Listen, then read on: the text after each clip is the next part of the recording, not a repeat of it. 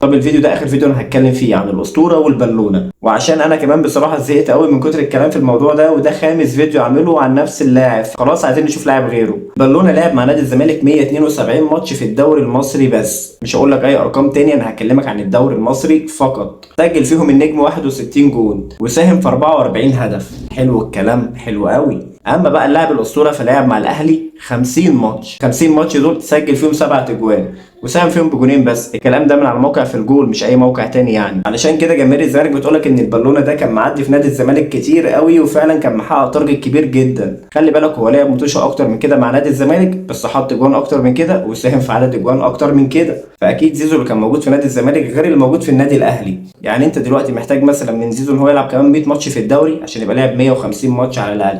وقول يا عم ان هو هيسجل في ال 100 ماتش دول 50 جون كمان، 60 جون كمان، هيبقى انت يا دوب قدرت بس تكسر رقم نادي الزمالك مع اللاعب، وفرق 6 جوان بس. فهمت بقى الفرق بين البالونه والاسطوره، ولا نفهمها لك تاني باي لغه تحبها؟ وعلى فكره نسيت اقول لك معلومتين اهم من بعض. اول حاجه اللاعب كان عندنا بيبدا المسيره بتاعته، يعني كان لسه بيقول يا فتاح يا علي. اما بقى اللاعب عندك دلوقتي فهو يا دوب بيامن مستقبله، يعني قبل ما يشطب كوره فبيعمل له قرشين. الحاجه التانيه بقى، طبعا انت هترد عليا وتقول لي اكتريتهم ضربات جزاء، اقول لك مبروك عليك اشتريت كده بالونه بتسجل ضربات جزاء بس ب 100 مليون.